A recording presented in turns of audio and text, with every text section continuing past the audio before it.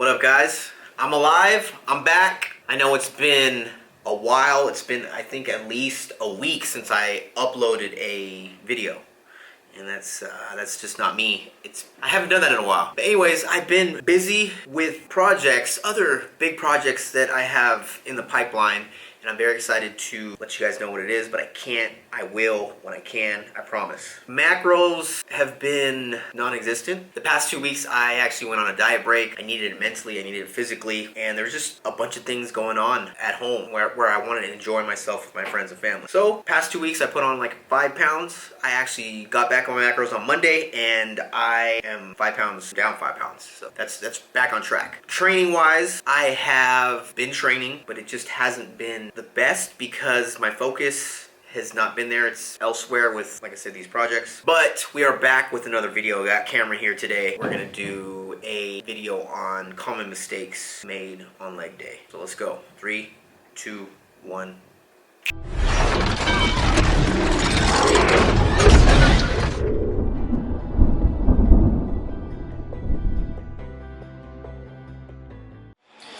All right, Ray, what's the first workout we got and what's the sets? Barbell squat, or back squat. So I was warmed up to 225, and I'm not feeling so hot. I think I caught a little cold from the girls. Riley and Kendall are sick, and yeah, I'm not feeling good. Throat congested. So I'm gonna take it easy today, but I'm still gonna talk you guys through this video, the common mistakes. I'm gonna give you guys some info, some golden nuggets. So 225, easy sets of 10. All right, Ray, so the first question that I got for you is with form, okay? So the golden question, at least for me, was like, how low is too low? Is there too low? Is there like a proper, should people go 90, especially as a beginner? What's your take on that? That was a good question. It's been like debatable over the years, like ass to grass is the best, you know. In my opinion, depth is best when your hip crease is right below your knee. So, right there. This is parallel, right there. It's kind of hard to tell, but your hip crease is below your knee. Any lower than that, you're gonna get a lot of lower back rounding, you're gonna get the butt wink, and that lower back rounding is going to put unnecessary stress to your lower back, and over time it's going to add up and it's going to lead to back pain. Trust me, I've been there. I used to go a lot lower before just because my mobility was there, but it caught up and my back was killing me for months of the year.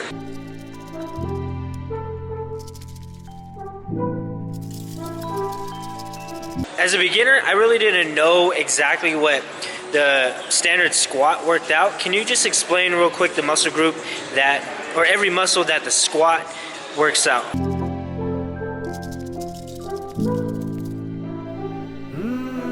Talking high bar squat, which most people think of.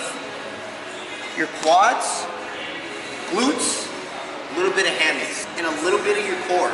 A lot of people think that it hits a lot more core than it really does, but you still need to do that direct ab work. All right, Ray, so just checking out your breathing, right before you go down from your squat, I see you're taking a big breath in. Can you just elaborate on your breathing technique for high bar squat?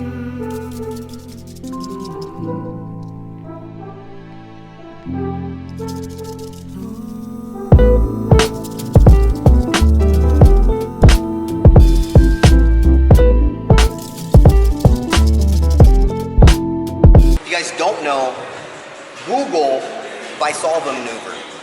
That's pretty much what I'm doing.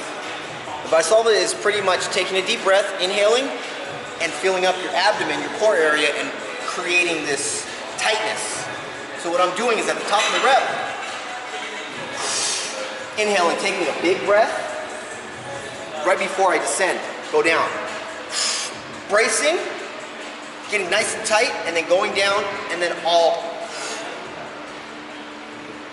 Keep my breath until I'm at the top and the rep is complete. The way that you want to think about it is, this is my analogy.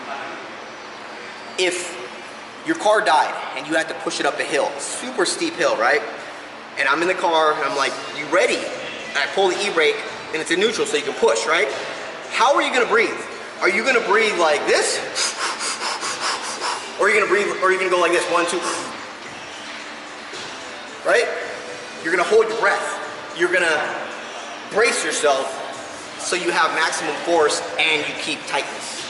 All right, Ray, for high bar squat, what's your take on how far your feet should be? How wide should your feet be? Should they be pointed out, inwards, straight? What's your take on that? For the high bar,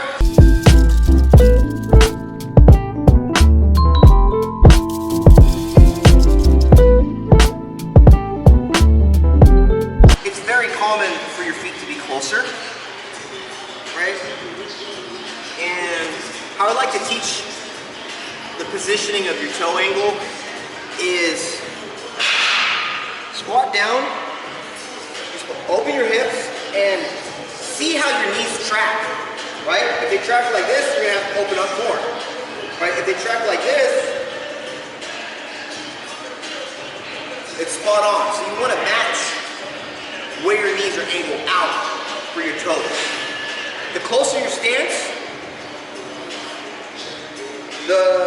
your toes will tend to point out more and feel more comfortable.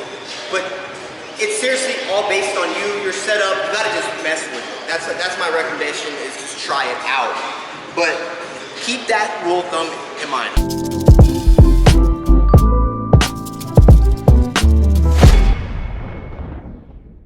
All right, Ray, so I've seen your squats and your videos, and I was just wondering, like, how do you stay so upright as you go down and basically throughout your whole squat? And the second question that I had is, what are your mental cues for your squats? Good question, Cameron. How do I stay upright? I think majority of it comes from my mobility. My mobility is up to par. It's always been good because I play basketball. I was very focused on flexibility to be able to move, to stay mobile. So I think that's what it is. And then my mental cues. So my mental cues while squatting, they've changed over the years. They change all the time. You kind of just try out a bunch of different mental cues and you have to go with what works best and keeps you consistent. So everyone's gonna be different. So these are mine. We'll start when I unrack it. I unrack it, place it on my traps, and I already focus on centering the weight. So I want the weight nice and centered mid-foot. I want to feel the weight like here. Mid-foot, not heels. I used to say heels, everyone used to say that, but it's more mid-foot. You want to think mid-foot. So you want to stack yourself and focus the weight mid-body, mid-foot, okay? And then I take a breath and I think breaking from my hips. That really helps for me, right? Not your knees. So I go down, and right here when I'm descending, I'm thinking mid-foot, mid-foot, mid-foot, right? And that keeps me from tracking my knees over too much, and I guess that leads to me staying upright. So with leg extension, does feet and leg placement have anything to do with the way that it targets the muscle throughout the movement? I don't think it does. I mean, I think you can position your feet in different places, but all it will be doing is taking a little bit of stress off one of the quads. Remember, core. So leg extension is a very good isolation movement to hit all the heads on your quads, right? So your whole point is just to hit all of them evenly, as much as possible. So my rule of thumb is place your feet where your knees are going to stay neutral. So your knee to your foot, knee to your ankle. All right, Ray, what's the most common mistake that you see with squats? Probably what we talked about earlier is going too low. Too low where your lower back is rounding and you're possibly having a butt wink going up. After that, it probably is just not focusing on mobility. With the squat, I think mobility is key. Your hips, your lower back. Hips is number one. Tight hips will lead to a very difficult squat. So focus on mobility. All right, Ray, so what's a common mistake that you see with leg extension? It's kind of hard to mess up on a machine, but I would say not utilizing the reps completely, where you're cheating yourself and you're swinging up and you're not getting a squeeze at the top, contracting your quad. So kind of like this. Instead of like this. You might not see it, but I'm squeezing at the top. I'm feeling it in my quads.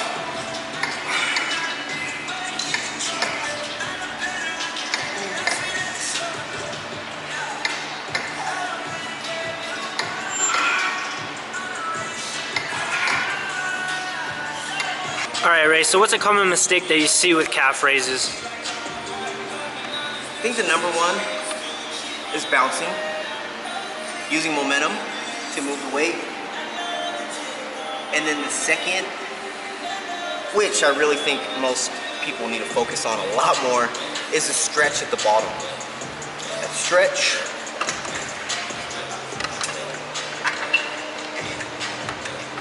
Right there. Up. So getting that stretch in and then taking out the bouncing, you're gonna stimulate, you're gonna hit the calves a lot more efficient than bouncing. Yeah, you're gonna move more weight, but are your calves getting the work they need? All right, guys, voice is gone. We made it just in time. Thank you for watching the video. And as always, if you like this style of video, hit the like button, share it, and subscribe if you haven't already. I'll see you guys in the next video. Peace. You go, I go, you stay, I stay. One song to sing.